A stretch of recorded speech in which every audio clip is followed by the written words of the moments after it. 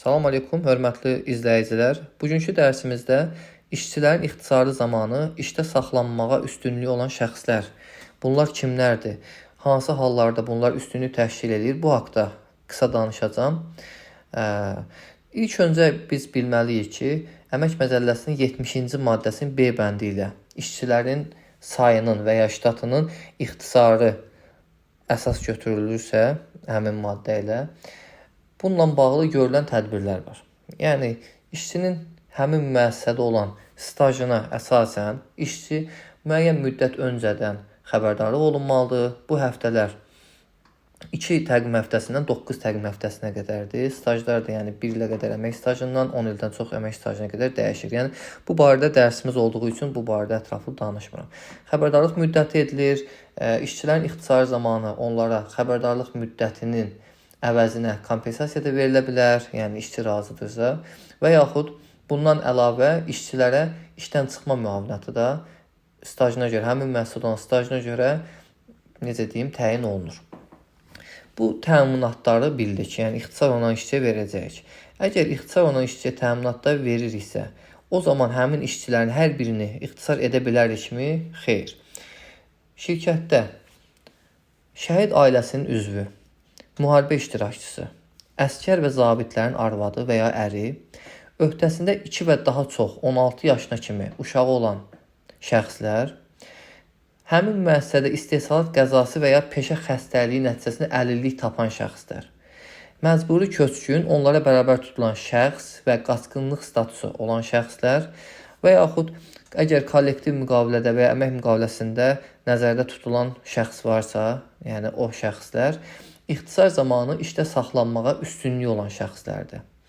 Yəni, bu üstünlük həmin işçilər hansı vaxtda əldə edirlər? Bu o haldır ki, işə götürən peşəkarlıq səviyyəsini yoxlayır. Məsəl üçün, 2 işçidən birini ixtisar etməlidir. Məsəl üçün, 2 operator var. İşçilərin sayı azaldılaraq 1 operator qalmalıdır. Bir operator ixtisara düşürsə, bu operatorlardan biri müharibə iştirakçısıdır, məsəl üçün, yəni üstünlüyü olan şəxsdir, biri də hər hansısa bir imtiyazı olmayan şəxsdir. Sadəcə olaraq işə götürən işçilərin peşəkarlıq səviyyəsini müəyyən etməlidir. Peşəkarlıq səviyyəsini müəyyən etdikdən sonra, əgər üstünlüyü olan şəxs, yəni ixtisar zamanı işdə saxlanmağa üstünlüyü olan şəxs peşəkarlıq səviyyəsinə görə digər işçidən zəif işçidirsə, həmin işçi ixtisar olunacaq. Yəni, mütləq şəkildə bu işçi saxlanmalıdır deyə bir şey deyil. Yəni, işə götürən peşəkarlıq səviyyəsinə görə hansı işçi daha peşəkardırsa, onu işdə saxlayacaq. Yox, əgər hər ikisinin peşəkarlıq səviyyəsi eynidirsə, bu zaman üstünlüyü olan şəxs müharibə iştirakçısı olacaq. Yəni, aydındır. Burada məsələni qarışdırmaq olmaz. Əgər 2 şəxs arasında seçim qalarsa üstünlüyü var. Yox, əgər peşəkarlıq səviyyəsinə görə, məsəl üçün, əskər və zabit arvadı və yaxud əri zəif işçidirsə, daha güclü işçini ixtisar etmək düzgün deyil. Qanunun tələbi o deyil. Və qanunun tələbi işə götürən işçinin peşəkarlıq səviyyəsini ölçmək üçün də qanun bizə deyir ki, onun peşə hazırlığının səviyyəsinin yüksəldilməsini, yeni ixtisasa yiyələnməsini və ixtisasının artırılmasını nəzərə al. Bu 78-ci maddə ilə tənzimlənir.